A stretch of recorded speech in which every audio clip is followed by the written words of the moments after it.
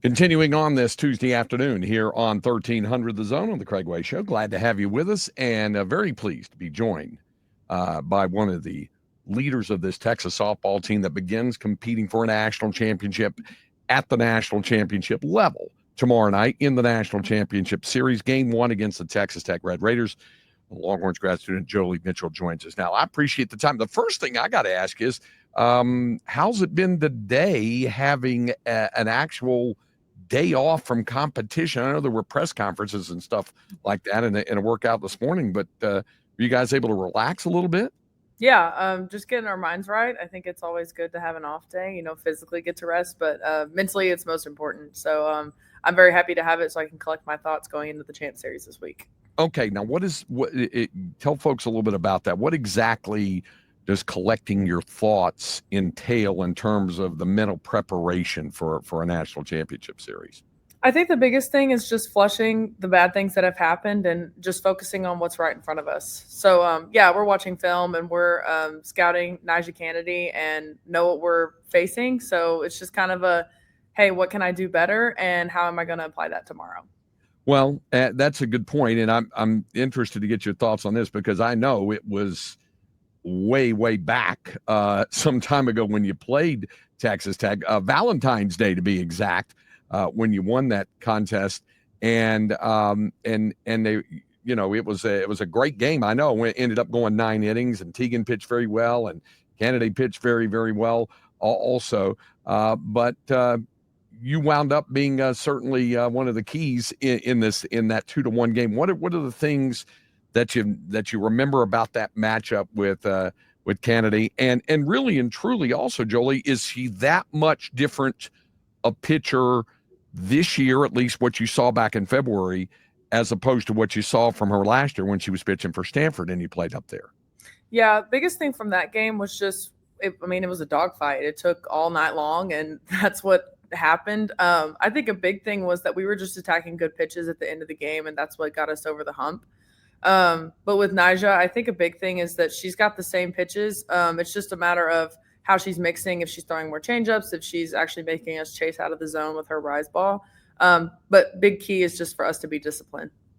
Yeah, is that one of the biggest challenges is when someone has a change like she has, to be able to be patient at the plate or not chase pitches out of the zone, and can you describe what the mental discipline encompasses, what it takes to be able to lay off pitches like that and wait for the one pitch that is the good one and be ready to go when it does come?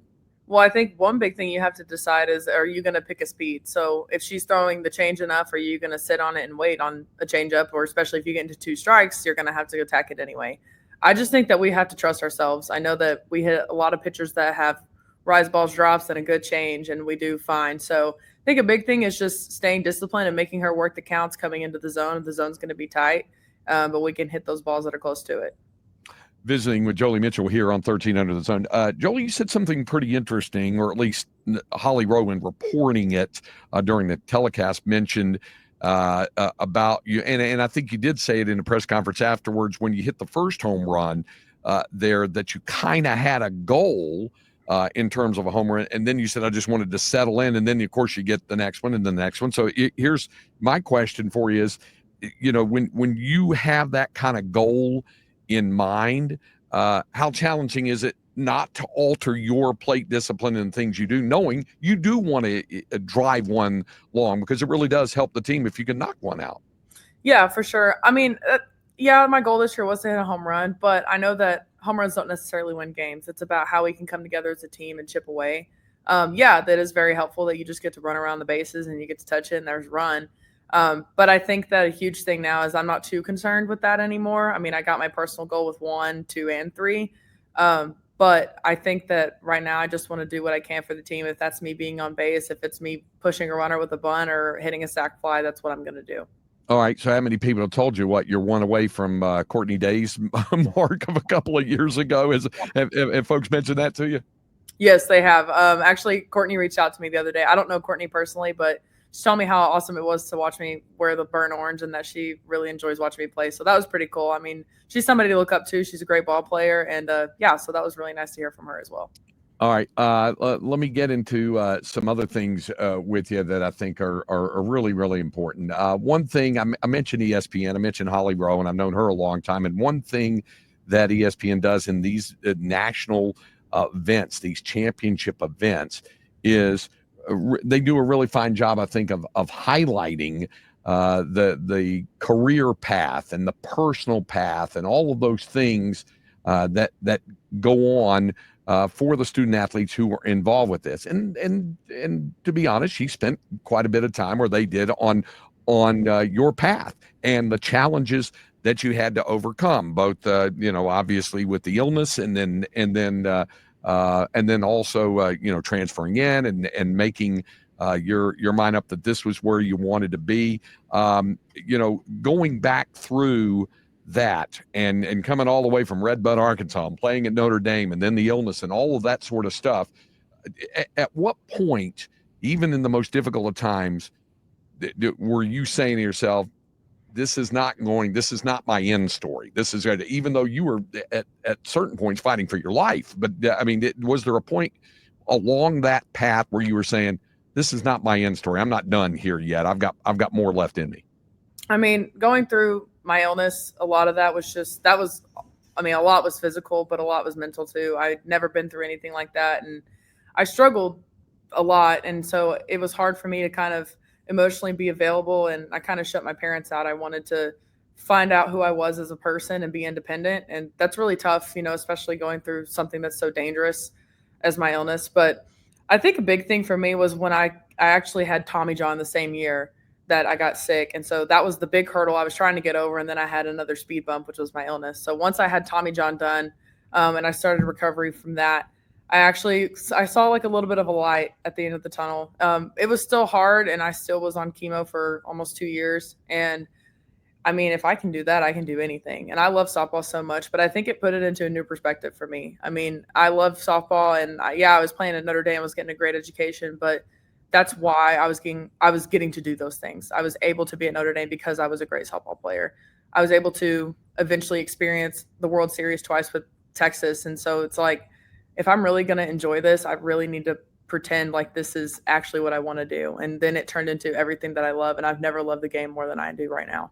Well, toward that end, I think this is a good story that you had told, apparently, about why Texas. I mean, like you said, you were getting a really good education at Notre Dame, fine institution, you were playing there. What struck you about the University of Texas? And I heard there was a reference to obviously what happened in 2022 when that unseeded Texas team got to the finals. But what really struck you about Texas as to being where you wanted to finish your collegiate career? I think the biggest thing for me was that I was finishing my Y at Notre Dame. I was getting that degree, and I ended up graduating. And then my next Y was I want to be on the national stage and play at the World Series. So where am I going to do that? And we did play them the beginning of 2022, and they went 0-5 in Clearwater. And I'm just like, who is this Texas team? This is not who they are. This is not who Mike White is. And I mean, I remember watching Oregon when I was growing up, and Coach White was just a legend. And I remember seeing him on my TV, and it's like, man, it'd be really awesome to play for somebody like that. But the fight that they had, and they came back and put up a great fight all year long. I mean, went to Washington and then went to Arkansas. I'm from Arkansas, so I was watching the series very closely, and it was insane to see them come back and win.